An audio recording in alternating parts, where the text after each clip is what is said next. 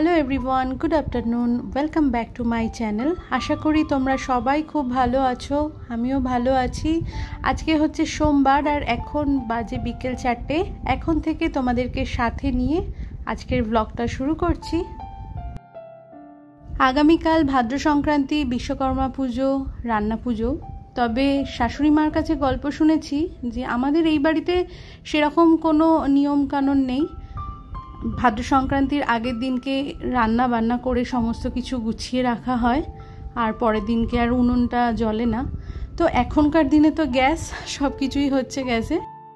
গল্প করেছিলেন যে বিয়ে হয়ে যখন উনি এসেছিলেন তখন উনি দেখেছিলেন তখনকার দিনে তো উনুনের ব্যবহার ছিল। তো প্রত্যেক দিন যে উনুনটা ব্যবহার করা হতো এই রান্না পুজোর দিনকে, মানে সংক্রান্তির দিনকে, সেই উনুনটা ভালো করে নিকিয়ে নিয়ে তার মধ্যে তেল, সিঁদুর, হলুদ সব কিছু ফোঁটা লাগিয়ে সামনে অষ্টনাগ এঁকে উনুনের মধ্যে একটা মনসা গাছের ডাল দিয়ে পাশে দুধ, কলা, সমস্ত খই, দই দিয়ে ভোগ দেওয়া হতো। আর আগের দিনকে যে সমস্ত কিছু রান্না করা হতো সব কিছু একটা পাত্রে বেড়ে নিয়ে সেইখানে দেয়া হতো। ফুল টুল দিয়ে ধূপ ধুনো দেখিয়ে ঘরেই পুজো করা হতো। পরে সেটাই সমস্ত কিছু খাবারের মধ্যে মিলিয়ে দেওয়া হতো। আজকালকার দিনে তো আর উনুনের চলটা তো উঠেই গেছে, এখন গ্যাস। এখন সেরকমভাবে আর কেউ মেনে উঠতে পারে না, তবে ওই খাওয়া দাওয়ার নিয়মকানুনটা রয়ে গেছে। তো আমি এসেও দেখেছি যে আগের দিন, সংক্রান্তির আগের দিনকে এরকম রান্না করে গুছিয়ে রাখা হয়। গরম ভাতটা রাত্রিবেলাতে খাওয়া হয়, আর সেই ভাতের মধ্যে জল ঢেলে রাখা হয়, পান্তা হয়ে যায় আর কি। পরের দিনকে দুপুরবেলাতে, মানে বিশ্বকর্মা পুজোর দিন দুপুরবেলাতে সেই পান্তা ভাতটা খাওয়া হয়। অরন্ধনের রান্নাবান্নার জোগাড় নিয়েই আজকের ব্লগটা। তো বিকালবেলা 4টে থেকেই কাজকর্ম শুরু করেছি, তখন থেকেই তোমাদেরকে নিয়ে ব্লগটা শুরু করলাম। এখানে আমাদের বাড়িতে অরন্ধনের জন্য রান্না হয় কচুর শাক, মুসুরির ডাল আর নরকম ভাজা। তো কচুর শাক কেটে ভাপানো হয়ে গেছে, জল ঝরাতে দিয়ে দিয়েছি। আর নরকম ভাজার জন্য যা যা সবজি লাগে সমস্ত কিছু ধুয়ে কেটে গুছিয়ে নিয়েছি। মামাম এখানে নারকোল কুড়িয়ে দিচ্ছে। তো আমি তোমাদেরকে আগেও বলেছিলাম নারকোল কুড়াতে আমার হাতে প্রচণ্ড মাসল পেন হয়, হাতে খুব ব্যথা হয়, সেই জন্য নারকোলটা ওই কুড়িয়ে দেয় আমাকে।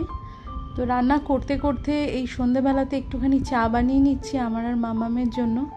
আর প্রথমে আমি ভাজাভুজিগুলো সব কিছু করে নিই। আলু ভাজা দিয়ে শুরু করি আর উচ্ছে ভাজা দিয়ে শেষ করি সব সময়তেই, এত বছর ধরে সেটাই করে এসেছি।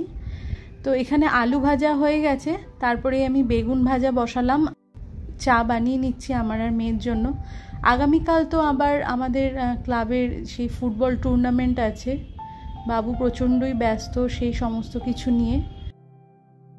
রাত্রিবেলাতে আজকে আমরা যা যা রান্না করছি সব কিছুই গরম খাবো, আর এই সমস্ত কিছুই সারা রাত কাপড় চাপা দিয়ে বাইরে রাখা থাকবে, ভাতে জল ঢালা থাকবে। আগামীকাল এই সমস্ত কিছু খাবার আবার ঠান্ডা খাবো, মানে খাবারগুলো এমনি, আর ভাতে জল ঢেলে পান্তা ভাতে এই সমস্ত কিছু খাবার।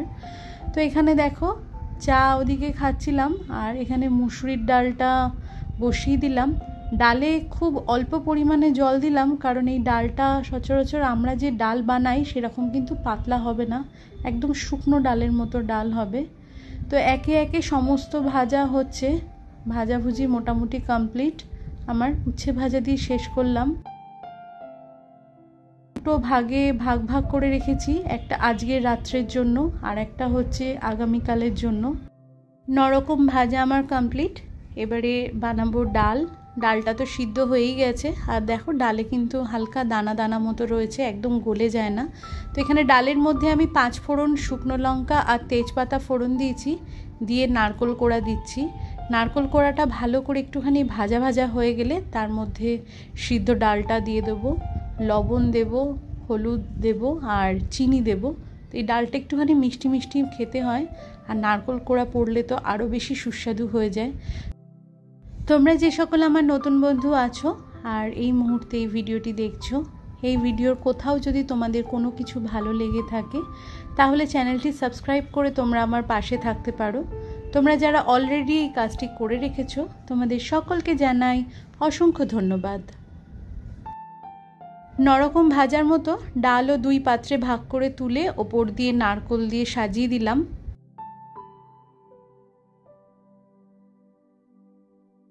এবার বানাবো কচুর শাক। কচুর শাকে সর্ষের তেলের মধ্যে একটু মেথি আর কাঁচা লঙ্কা চিড়ে দিয়ে দিলাম, আর নারকোল কোড়া দিয়ে দিলাম। নারকোল কোড়াটাও এখানেও ভালো মতো ভাজা ভাজা হবে। তারপরে দিয়ে দেবো সিদ্ধ করা কচুর শাকটা। কচুর শাক বানাতে তো একটুখানি বেশি সময় লাগে, তো এখানে লবণ দিলাম, হলুদ দিলাম, দিয়ে এবার ঢাকা চাপা দিয়ে ভিতর থেকে যতক্ষণ না তেলটা বেরিয়ে আসবে ততক্ষণ পর্যন্ত ঢাকা চাপা দিয়ে কচুর শাকটা রান্না করতে লাগবে। আর শেষ মুহূর্তে এসে কচুর শাকের মধ্যে দিয়ে দিলাম মিষ্টি। কচুর শাকটাও মিষ্টি মিষ্টি খেতে হয়, এখানে ডাল আর শাক দুটোই একটুখানি মিষ্টি মিষ্টি খেতে লাগে। আর ওদিকে দেখো ভাতটাও বসিয়ে দিয়েছি, ভাতটা গরম খাবো, তারপরে ভাতটা ঠান্ডা হলে তার মধ্যে জল ঢালবো। একেবারেই আমি ভাতটা বসিয়ে দিলাম। আগে করতাম কি জানো তো, 2 বারে ভাত বানাতাম। তো চলো রান্নার ফাইনাল লুকটা আগে দেখিয়ে দিই। এটা হচ্ছে আগামীকালের জন্য ডাল, আর এটা আজকের ডাল। এটা হচ্ছে আগামীকালের জন্য নরকম ভাজা, আর থালায় করে ঢাকা দিয়ে রেখেছি। এটা আজকের জন্য, আজকের রাত্রের জন্য নরকমের ভাজা। কচুর শাকটাও সেম, 2টো পাত্রে ওরকমভাবে নারকোল দিয়ে সাজিয়ে ভাগ ভাগ করে তুলে রেখেছি।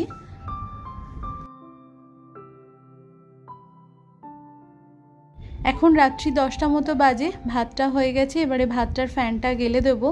আর রান্না বান্না আমার কমপ্লিট তো হয়েই গেছে।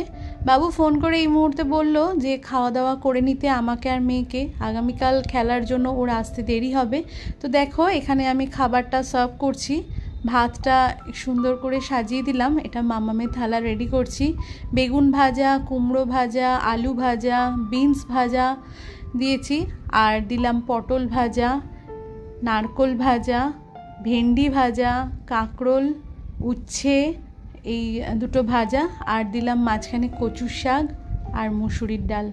এই হচ্ছে আমাদের আরন্ধনের জন্য খাবারের মেনু। অনেক বাড়িতে শুনেছি ইলিশ মাছ, চাটনি এই সমস্ত কিছু করে থাকে। তো আমি শ্বশুরবাড়িতে যা যা এসে খেয়েছিলাম, তো সেই সমস্ত কিছুই আমি আজও বানিয়ে চলেছি এতগুলো বছর ধরে। তো চলো আমি আর মেয়ে রাতের খাবারটা সেরে ফেলি। আর এখানে দেখো আমার ট্রাইপডে যে সফট প্যাডটা আছে সেটা কোন সময় খুলে পড়ে গেছে বুঝতে পারিনি, আর তাতে কি হয়েছে ফোনটা স্লিপ করে বেরিয়ে গিয়ে ফোনের পাওয়ার অন অফের যে বাটনটা আছে সেটা গেছে ভেঙে। তো ইমিডিয়েট এটাকে দোকানে না দিলে পরে খুবই সমস্যা হয়ে যাবে। ভেঙে যাওয়াতে কি হচ্ছে ফোনটা আর অন অফ হচ্ছে না, ওরমভাবে চালুই থেকে যাচ্ছে। তো এখন রাত্রিবেলায় প্রায় 10:30 মতো বাজে, আমাদের খাওয়া দাওয়া কমপ্লিট হয়ে গেছে আমার আর মেয়ের। তো রান্নাঘরটা এবারে পরিষ্কার করে নিচ্ছি।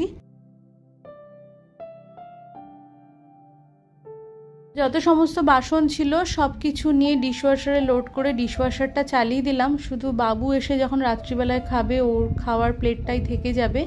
আর এখানে আজকে কাউন্টার টপটা ভালো করে সাবান দিয়ে পরিষ্কার করে নেব। সলিউশনের বদলে আজ সাবানটা ইউজ করব, কারণ এত রকমের ভাজা করতে গিয়ে তেল ছিটকে ছিটকে সারা কাউন্টার টপ ভরে গেছে। তো ভালো করে সাবান দিয়ে না মেজে নিলে গ্যাসের ওভেন বলো, পিছনের ওয়াল, কাউন্টার টপ ভীষণ একটা তেল তেলে অস্বস্তিকর, এখানে পোকামাকড়ের উৎপাত হবে। তো আমি যে সাবানটা দিয়ে বাসন মাজি ওটা পতঞ্জলির সাবান, বার সাবান, ভীষণ ভালো তেল কাটে। ওইটা দিয়েই আমি ওই ওয়াল, কাউন্টার টপ, গ্যাসের ওভেন ভালো করে পরিষ্কার করে নিয়ে ভিজে কাপড় দিয়ে ভালো করে মুছে নিলাম। আর একটা জিনিস খেয়াল করে দেখবে, রাতের বেলাতে যদি এরকম ঝকঝকে করে রান্নাঘরটা পরিষ্কার করে রাখা হয় তাহলে সকালবেলাতে ঘুম থেকে ওঠার পরে রান্নাঘরে এলে পরে কাজের এনার্জিটা যেন দ্বিগুণ হয়ে যায়। ঘুম থেকে ওঠার পরে মানুষের এমনিতেই সক্রিয় হতে কিছুটা সময় লেগে যায়, সেখানে যদি এখানে এরকম বাসন কোসন এঁঠো নোংরা ছড়ানো থাকে তখন পরিষ্কার করতে মনে হয় যেন দিনের শুরুটাই বেকার হয়ে যায়। তবে এরকম কি কখনো হয় না? আমারও মাঝে মধ্যে হয়ে থাকে, যদি শরীর টরীর খারাপ লাগলো বা কোথাও গেলাম বা কোনো সেরকম বিশেষ অসুবিধার জন্য, তবে আমি খুব চেষ্টা করি প্রত্যেকটা দিন রাত্রিবেলাতে এরম রান্নাঘরটা অন্তত পরিষ্কার করে রাখতে, কারণ দিনের বেলাতে, দিনের শুরুতে এই জায়গাতে প্রথমে তো আমাকেই আসতে লাগবে, তাই না? তো দেখো রান্নাঘর একদম পরিষ্কার হয়ে গেছে। তো জায়গার জিনিসগুলো, তেলের প্যাকেটটা কেটেছিলাম ওটাই দাঁড় করিয়ে রাখলাম, সমস্ত কিছু গুছিয়ে টুছিয়ে সুন্দর করে রাখলাম। তো বন্ধুরা আজকের ব্লগটা তাহলে এইটুকুনি রাখলাম। তোমরা ভালো থেকো, সুস্থ থেকো। দেখা হচ্ছে তোমাদের সাথে আমার নেক্সট ব্লগে। আর এই ব্লগের যদি কোথাও তোমাদের কিছু ভালো লেগে থাকে তাহলে একটা লাইক করো, আর কমেন্টের মাধ্যমে তোমাদের অবশ্যই মতামতটা জানিও। তোমাদের একটা লাইক আর কমেন্ট আমাকে পরবর্তী ব্লগ বানাতে অনেকটা বেশি মোটিভেট করে। তো টাটা, গুড নাইট।